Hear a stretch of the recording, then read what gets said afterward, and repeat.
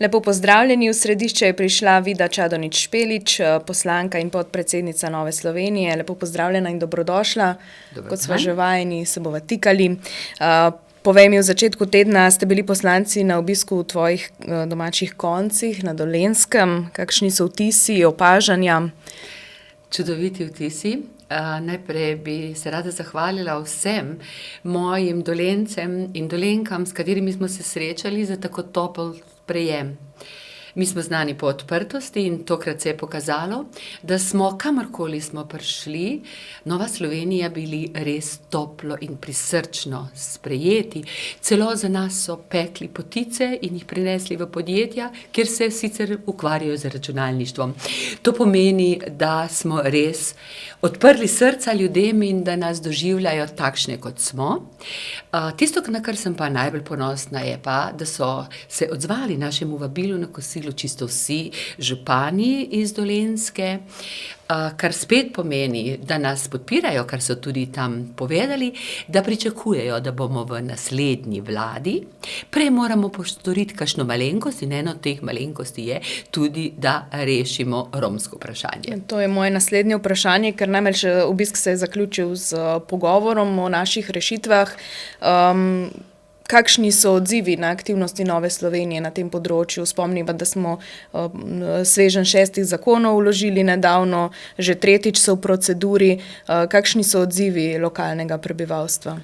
Tako župani kot lokalno prebivalstvo enostavno ne morejo razumeti, da vladajoča koalicija jih tako zelo ignorira. Iz dneva v dan se razmere poslabšujejo, varnostne razmere se poslabšujejo. Ljudje so dejansko vznemirjeni, kot sem rekla, že ne samo razočarani, ampak tudi jezni. Ampak vladajoči ne naredijo nič sami, naših zakonov pa ne sprejmejo. In pravzaprav nikogar na Dolenjskem ne poznam, razen seveda poslanke Svobode, ki prihaja iz Nove Slovenije, pa poslanke Svobode, ki prihaja iz Krškega, ki pa tem predlogom nasprotujejo. Torej, na Dolenjskem se ljudje čudijo, zakaj so te ljudi volili, zdaj jih pa tako ignorirajo. In mi kot Nova Slovenija jim pomenimo neko upanje. Torej, v Ljubljani je še politična stranka, ki razume ljudi, ki sliši ljudi in ki jim hoče pomagati. Zdaj jim lahko pomagamo samo tako, da vedno znova vlagamo te predloge zakonov in opozarjamo vladajočo koalicijo na to. Očitno to ni dovolj in tudi župani so rekli, čas je, da stopi Nova Slovenija ponovno v vlado in takrat bomo naredili marsikaj, tako kot smo naredili v prejšnji vladi in tudi rešili te probleme. Zdaj nimava časa, da bi šli v podrobnosti zakonskih rešitev, ampak omeniva pa lahko ključna sporočila in eno od njih je gotovo to, da se začne zadevo reševati pri otrocih. Se pravi, da se spodbudi družine, da pošljejo otroke v šolo, da jim pač damo neko prihodnost, jim omogočimo. Ključno sporočilo je, da rešimo otroke revščine in kriminala. In da bi jih rešili, morajo biti otroci v šolah. Če so v šolah, se tam navadijo šolskih navad, delovnih navad, predvsem si pa zagotovijo potem možnost ali nadaljnjega šolanja ali pa zaposlitve. Zdaj se pa vrtijo v neki spirali, ker pa njihovi starši tudi prihajajo iz te spirale, ne znajo delati z denarjem in zato ta denar, namesto da bi uporabili za otroke, jih uporabijo za različne stvari, ki niso osnovne življenjske potrebe in navsezadnje dostikrat za alkohol, cigarete, navsezadnje pa tudi za orožje. Veste, da se mnogokrat slišijo streli iz romskega naselja in torej ta denar vseh davkoplačevalcev se zgubi v kriminalu, namesto da bi pomagal otrokom pri reševanju njihove življenjske stiske. In zaradi tega je predlog naših zakonov, več jih je, kot smo rekli, ampak tisti osnovni je, da starši, ki ne pošiljajo otrok v šolo, ki je mimogrede obvezna, da ne dobijo otroškega dodatka v denarju, v evrih, ampak v materialnih dobrinah, ki jih potem lahko uporabijo direktno za svojega otroka. Jaz bi rada še eno stvar poudarila, kaj najbolj boli moje Dolenkce. Da nismo pred zakonom vsi enaki. Romi, kot po tekočem traku delajo različna kriminalna dejanja, pa tudi različne prekrške, kot so recimo prekrški na cestah. Prav pred novim letom je bil znan primer, poročali so tudi v medijih o tem, da je nek Rom že 35 storil cestni prekršek, vendar se mu nič ni zgodilo, zaradi tega, ker se kazni za prekrške v skladu z trenutno veljavno zakonodajo ne sme trgati od socialnih transferjev. Kakšno je to sporočilo? Prvo, najhujše sporočilo je to, da nismo pred zakonom vsi enaki. Tisti, ki hodimo v službo, navsezadnje, če naredimo prekršek, je prav, da plačamo kazen. Rom ali pa kdor drugi, ki je nezaposlen, ne gre v službo, naredi prekršek, se mu nič ne zgodi. To se pravi, da vlada pravzaprav ne razume, da s tem, ko teh zakonov ne sprejme, bi v resnici pomagala ljudem, ki živijo na robu revščine, predvsem pa otrokom, kot sem rekla. In mi na Dolenjskem nismo nestrpni. Mi si samo želimo živeti v sožitju z romskim prebivalcem, kar v resnici se dogaja že stoletje.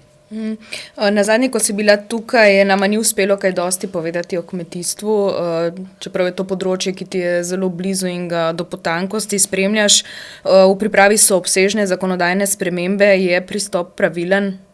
O kmetijstvu ni kaj drugega zapovedati, kot da smo lahko zaskrbljeni.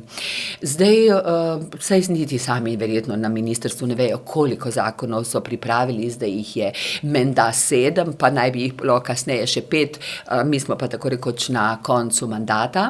Jaz sem videla prve predloge teh zakonov, ki niso bili podobni ničemer razen zračjemu gnezdu.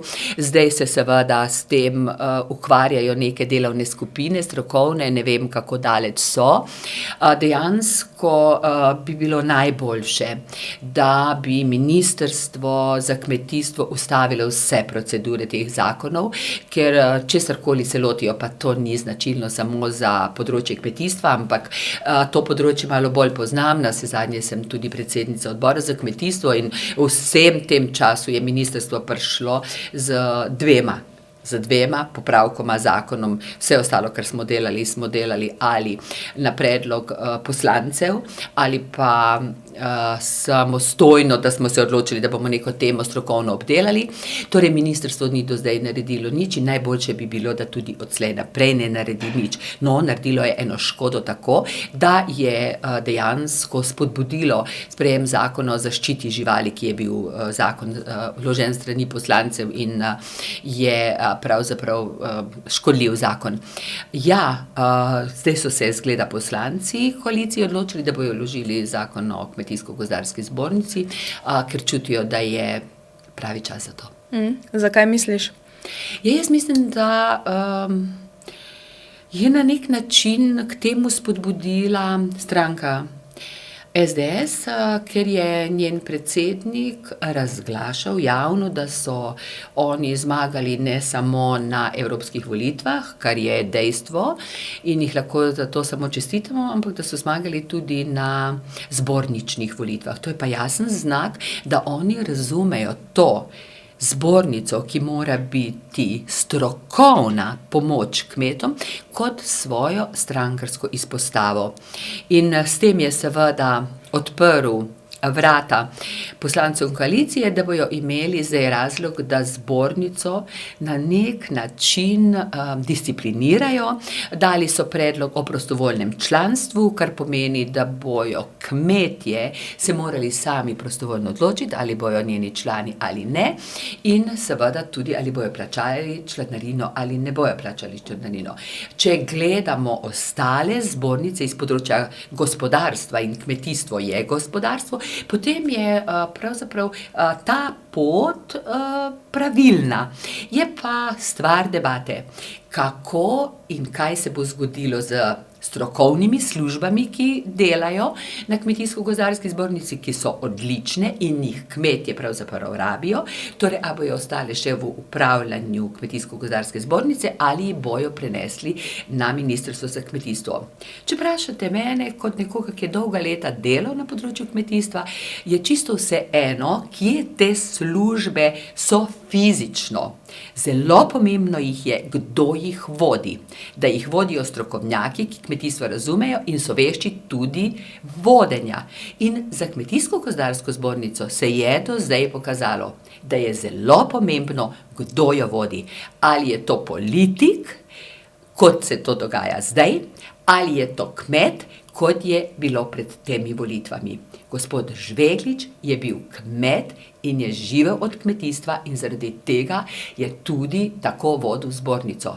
Da je bila dostopna in da je delala za vse kmete. In takega predsednika si mislim, da kmetje zaslužijo tudi v bodoče. Imam občutek, da bova še govorili o tej temi. Ja, jaz sem prepričana, da bova še govorili o temi, zato ker je zelo pomembna. Prav je, da slišimo kmete. Zbornica je namenjena njim, zbornica ni namenjena politiki. In kmetje naj bojo tisti, ki bodo povedali, ali si jo želijo in kakšno si jo želijo in v resnici ali jo potrebujejo. In če jo potrebujejo, potem bojo zanjo tudi in za njihovo servis pripravljeni nekaj plačati, ali jo jemljejo kot strankarsko izpostavo, ker bi bilo dejansko škoda, če jo tako jemljejo. In potem je pravzaprav res se postavlja vprašanje, ali takšno zbornico, ki bi bila lahko strankarska izpostava, dejansko slovenski kmetje rabijo. Pazite, ne smemo pozabiti, kmetje niso člani samo ene stranke. Kmetje so člani vseh strank, tako kot tudi ostale skupine ljudi. In oni so na koncu tisti, katerih glas mora prevladati tudi pri tej odločitvi. Odličen zaključek. Najlepša hvala za danes. Hvala tudi vam. Kmalu spet upam. Hvala tudi vam, da ste naju spremljali. Se vidimo kmalu.